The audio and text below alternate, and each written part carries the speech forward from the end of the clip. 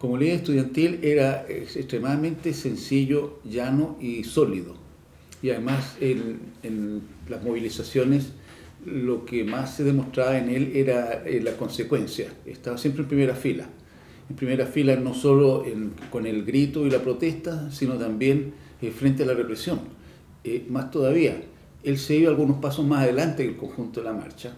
Se exponía más, pero además era como locomotora política desde el punto de vista de la motivación. Si lo hace el Trotsko, lo seguimos todos y partíamos. Él seguía siendo una imagen muy fuerte desde el punto de vista de la moral aquí en Villa Grimaldi. Yo lo saludé con un abrazo y le dije, Trotsko, lástima que estás acá, qué bueno que estás vivo. Y él hasta en ese momento demostró su consecuencia y solidaridad. Me dijo, se sabe que yo estoy preso, lo sabe el Pollo Enríquez, es decir, su preocupación por el hecho de que la caída de él no significara el riesgo a la seguridad de los compañeros que estaban en ese tiempo en Argentina específicamente. Está en malas condiciones porque está en una casucha, siempre describo como una cabina telefónica, pero chica, con techo. Entonces él podía estar durante todo el tiempo solo encuclillado o arrodillado o sentado. Me tocó compartir en espacios diversos, digamos. Él, ¿cómo se llama? Fue uno de los, en la época de la universidad, fue uno de los impulsores del trabajo el trabajo voluntario de verano al sur, con el movimiento mapuche. Y eso fue una cosa que volcó al estudiantado hacia el movimiento estudiantil. El movimiento estudiantil hacia el movimiento social.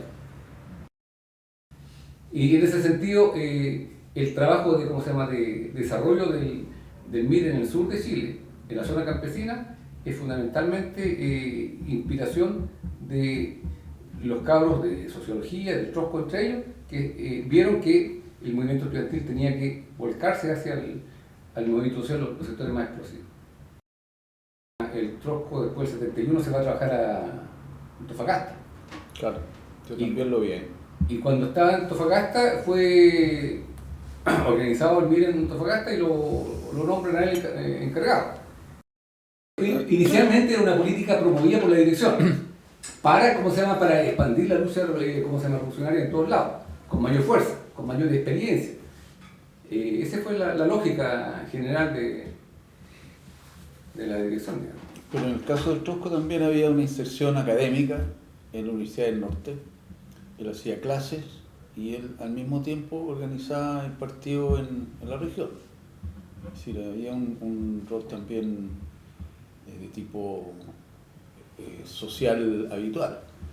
Pero su actitud, y yo cuando lo vi, mi familia de orígenes de allá, estaba siempre en una permanente actitud militante en todos los ámbitos del desarrollo del partido en Antofagasta, estimulando acciones de propaganda y de organización no solo en las universidades, sino también en las poblaciones de Antofagasta. Hay un nivel de desarrollo bastante interesante.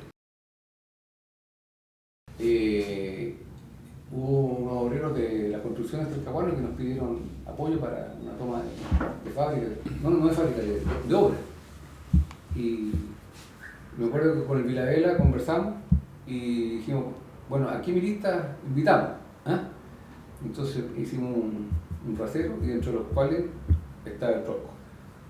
¿Por qué? Porque nos parecía más serio que otros milistas, como Conejo Pérez, que de repente se le escapaba la moto. Y entonces, pero el Trotsko era, como se llama, quebrador de esquemas en ese sentido. ¿Cómo se llama? Veía que, ¿cómo se llama?, que todos se conocían y entonces no era dogmático en respetar criterios que no tenían aplicación concreta en ese momento. Le gustaba, ¿cómo se llama?, la convivencia, ¿cómo se llama?, las comidas típicas de un pedrecito picado. Vamos a hacer un pedrecito picado y vamos a hacer una rica fiesta. Entonces nuestra comunicación era a través de la ventana cerrada, digamos, ya, unos golpecitos y nos hablábamos. Entonces ahí él me dice que está Jorge Fuentes Trosco, que fue detenido en Paraguay y que está ahí en la villa, en una casuchita, y me dice más o menos dónde está la casuchita. Entonces, para que yo, si puedo tener acceso, salir, o cuando nosotros salimos, que le hablemos, le digamos que le diga que estamos, ¿cómo se llama? Que se están preocupando de la situación de él. Cuando terminé de servir la comida, le pedí a él, al intertanto que servía, que yo quería llevarle comida al detenido que estaba en la casucha. Y yo le llevo la comida y yo siento que él viene detrás de mí, pero no tanto, porque son como más o menos, yo calculo que de la pieza de las mujeres, es como 10 metros más, acercándose al muro que hay al fondo. Y entro, abro el candado, abro la puerta y lo veo a él, como dice Patricio, era una casuchita más baja, era más baja que yo, o sea, él no se podía parar y tampoco podía estirar las piernas.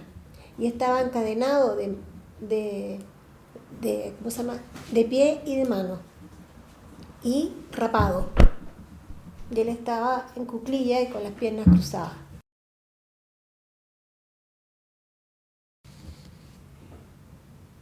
Yo creo que del Jorge Fuente debe haber la mayor cantidad de testigos de un detenido desaparecido, porque yo creo que, considerando que hubieran pasado unas 100 personas al mes más o menos, por acá. ¿100? Algunos periodos más y otros menos, pero en promedio él estuvo desde mitad de septiembre, todo octubre, todo noviembre, todo diciembre, hasta comienzos de enero del 76. Y no lo ocultaron siempre, eso fue extraño. Él llega como víctima de la Operación Cóndor y detenido en Paraguay, trasladado a Argentina y de ahí a Chile, cuestión que él lo dice, castigado inicialmente porque no lo interrogaban ya a esa altura, pero castigado en la parrilla, Marcelo Morembrito, no, como si hubiera estado recién llegado, como dándole bienvenido a la tortura. Yo creo que el caso del Jorge Fuentes es excepcional aquí. De hecho, es el único caso aquí en la Villa Grimaldi de la forma como lo trataron. Porque si tú te das cuenta, no hay nadie más en el periodo, si tú consultas con otro o lo que lee uno, no hay otro caso igual que lo hayan tenido para mostrarlo, porque en la práctica ese era el objetivo, mostrarlo. Ahora, la época, yo soy posterior, cuando tú sales, yo vengo llegando ahí en noviembre, digamos que después de que en diciembre yo comienzo ya a darme cuenta de él, porque como estaba en la celda al lado de los guardias, lo veía él solo. Si es por la presión internacional, pero hay un cambio real que como que amortiguan, liberan un poco toda la presión que tenía. Y el caso que se le ocurre, por ejemplo, empezar a cortar las rosas y a podar los árboles y a amononar, y nos empiezan a sacar a nosotros para hacer eso. Y otras tareas que había que hacer. Por mí me tocó podar rosas y podar árboles, tenerme que subirme a los árboles. Y en ese intertanto el Trosco también participaba. Los fines de semana pudimos incluso, dentro de las tallas, que es importante es decir, organizar alguna fiestecita cuando estaban solamente los guardias, no estaban los perros, porque cuando no tenían que trabajar, no tenían a nadie que torturar, de repente quedaban los puros guardias. Y los guardias permitían, qué sé yo, que sacaran todos los colchones al sol, ahí el Trosco de repente salía a contar chistes, por ejemplo, o cantábamos ahí, hacíamos una orquesta y cantábamos ahí afuera de la celda grande. Tal vez una de las cosas características del Trosco es que tenía un sentido de humor muy especial, muy especial. le gustaba el huevo realmente. ¿Sí? Lo único que se dedicaba a eso, porque empezaba a molestar porque él veía cuando yo venía a veces con la carretilla o andaba barriendo, y esa era la ocasión para echar una talla, para reírse un poco él mismo. O sea, eran las formas como uno sobrevive en esas condiciones de horror también. Claro, voy con los papeles, yo con la carretilla, los papeles cagados para quemarlos ahí en el hoyo que habíamos hecho nosotros mismos. Y luego me dice, Rodrigo, ¿se puede dar un beso sin amor? Y yo cachando, me voy a tirar la talla, pues le digo, depende. Bésame un coco, ja, ja, ja, y se me iba a reír. Entonces yo le prendí los papeles cagados ahí al lado de la cazucha. Y el huevón empezó a gritar, jefe, jefe, me están quemando la FL2, me están quemando la FL2. Yo pienso que el tema de mostrarlo al Jorge Fuentes en condiciones diferentes de los demás presos, porque está en una casucha aislado, una casucha que no se puede ni parar ni acostarse, como tú decías. No. Entonces es una casucha pensada para someterlo a una tortura permanente, el solo hecho de estar ahí. Entonces es como decir, miren, nosotros a ustedes los tenemos en camarote, pueden dormir, pero pueden estar más jodidos. Y este es el caso. ¿Eh? Y ¿cómo se llama? Y tenemos también la voluntad y las atribuciones de hacerlo desaparecer, porque este es un hombre muerto en vida, digamos. Ese es un poco el ejemplo. Es un hombre destinado a desaparecer.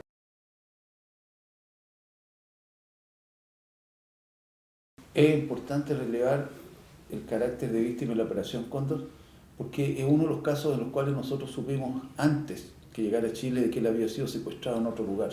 Nosotros sabíamos que había sido secuestrado en Paraguay bajo la dictadura de Stroessner. Tanto así que he sabido, después hasta se encuentra el cédula de identidad en los archivos de Stroessner. Están allá. O sea, hay pruebas tangibles. Entonces, eso es lo primero que sabíamos antes de que llegara. Y segundo, porque esto no tenía todavía el carácter masivo que tiene después de marzo del 76, cuando se instala la dictadura en Argentina, donde ya la operación Cóndor se masifica. Claro, como existió esta internacional del terror, ahora tiene que existir una internacional de los derechos humanos que recupere el rastro de todas estas personas que fueron secuestradas y buscar la justicia, porque ellos lo hicieron para ocultarlo, y nosotros tenemos que hacerlo para descubrirlo. Entonces esas alianzas de grupos progresistas y de derechos humanos y de búsqueda de verdad y justicia tienen que tener también una internacional humanista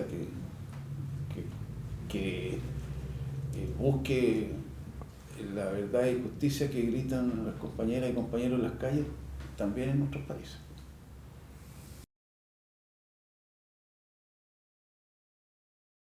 Yo tengo 3 imágenes, una en Concepción, Plaza Perú, varios metros adelante del desfile, diciéndole al conjunto de los estudiantes, yo soy el presidente de la fecha, en vez de estar al último atrás cuidándome, estoy acá dirigiéndolo y cuidándolo a ustedes.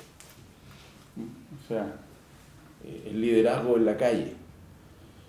Otra, como sociólogo ya en Antofagasta, construyendo partidos. Ya no luchas estudiantiles, liderazgo estudiantil. En Concepción va a quedar como el presidente de la FEC. Fue más que eso, el Richie lo decía clarísimo. Tenía una visión bastante más amplia de las alianzas y de lo que había que hacer desde la universidad. Y la tercera es acá. Ahí construyendo ejemplo y humanidad. Desde la situación más degradante que podía estar y siendo un motivo de ánimo para los demás. En su juventud siempre lo vi un hombre comprometido con la lucha social y popular. Eso fue su característica. Y la otra cosa es un hombre muy alegre.